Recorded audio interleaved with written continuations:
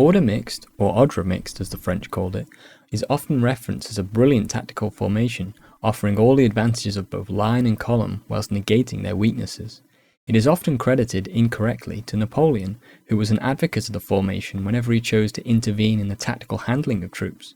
However, it seems to me that there is a good deal of confusion surrounding the formation, both in terms of what it looked like and with the phrase often associated and written next to diagrams of it.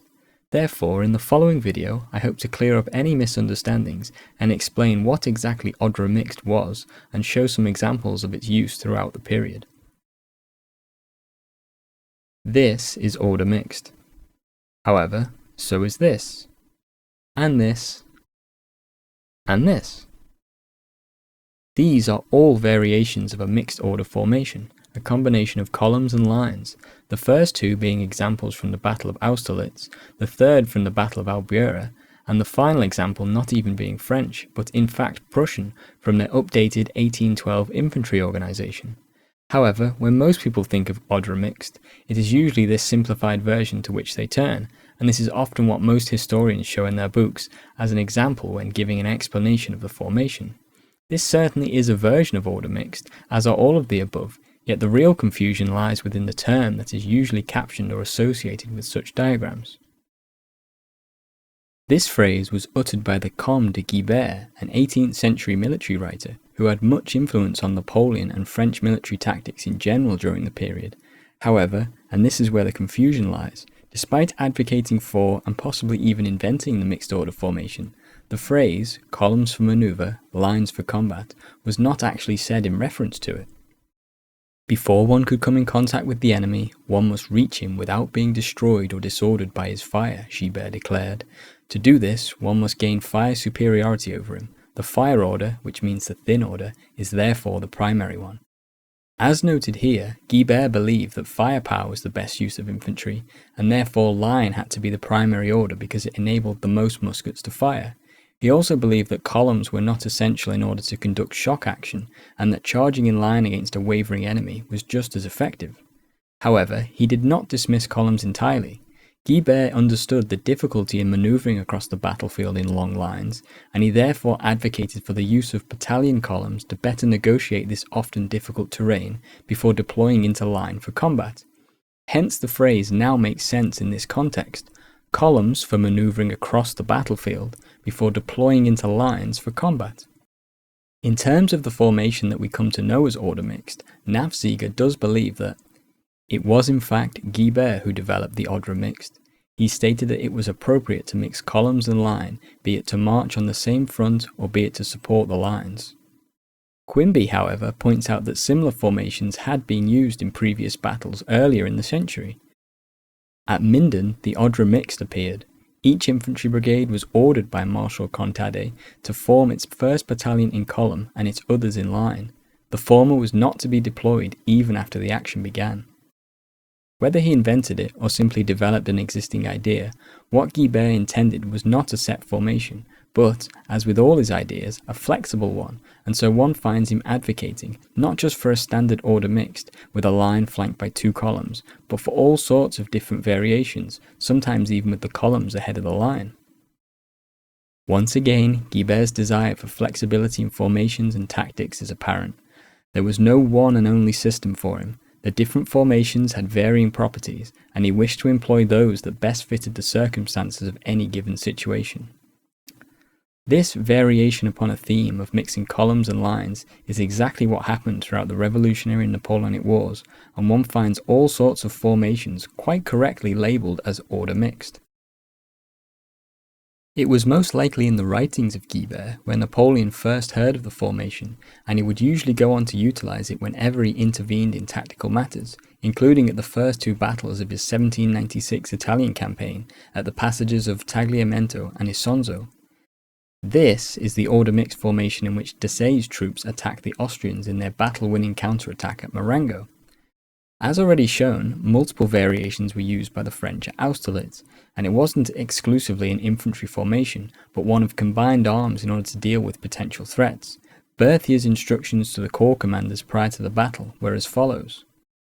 The Emperor desires me to communicate to you, Marshal, his ideas on the order of battle to be adopted against the Russians whenever possible.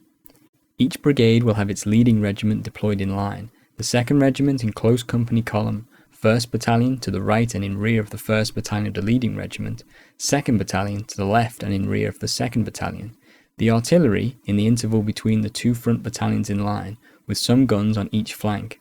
If the division has a 5th Regiment, it should be held in reserve, 100 yards in rear.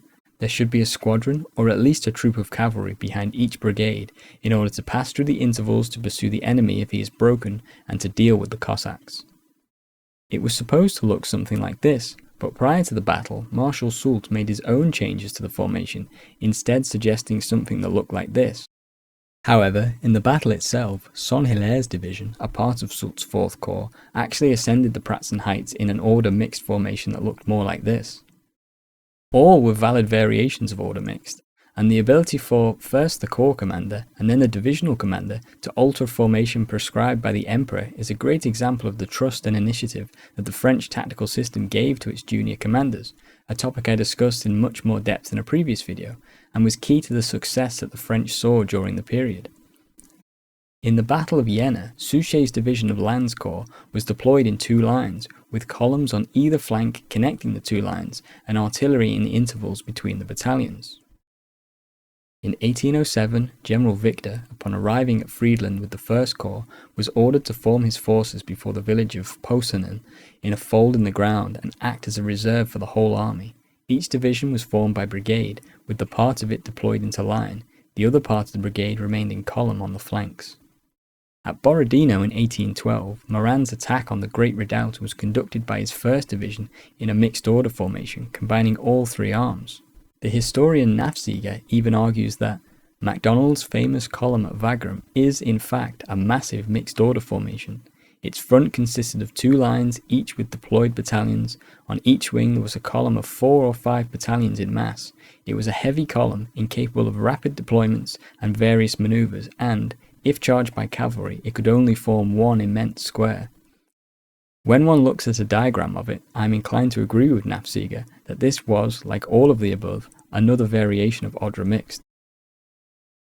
The formation was by no means exclusive to the French, however, and many of the other nations utilised various variations of it. In Russian infantry regiments of 3 battalions, the centre battalion was deployed in line, whilst the 1st and 3rd battalions were placed on either flank in closed columns. Benningsen's formation was also almost identical to that Suvorov used against the French during the same period and against the Turks and Poles during the several decades prior to this. By 1812, Barclay had developed a sophisticated tactical deployment based on a division with 3 infantry brigades. Behind the screen of Jaeger, the 1st Brigade deployed in line, with the 2 other brigades essentially in ordre mixte in support. The artillery brigade took up positions with 1 big battery each at the wings and in the centre, and the divisional cavalry formed a reserve, 2 lines deep behind this array. Even the British had a version of what most definitely could be considered to be mixed order. Attacks could be mounted in either line or column, or in a combination of the 2 formations reminiscent of the French ordre mixte. For example, at Costrillo in July 1812, Wellington launched an attack against Brenier's advancing French using elements of the 4th Division. William Anson's brigade in line with Stubbs's Portuguese brigade in quarter-distance columns on their flanks. A final note that I would like to point out is that, although the formation is flexible, it does not bring the advantages of both line and column in the way that many historians seem, at least to me, to suggest that it does. In all of the different variations of the formation, it can only ever move at the speed of the various linear battalions within it.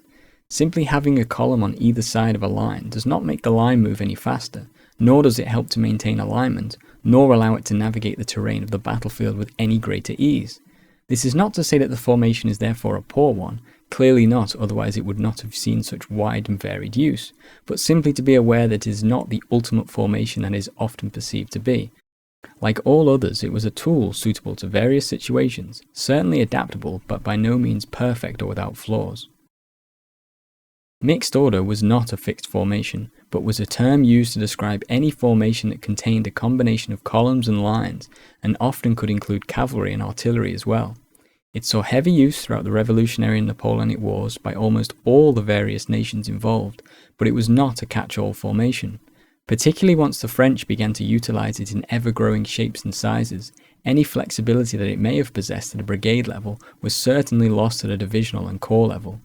However, it was still a useful formation, and its adaptability was perfect for the new flexible system of warfare that the French were pioneering, and is no surprise that it was therefore a particular favourite of many French generals, including the Emperor. Until next time, thanks for watching.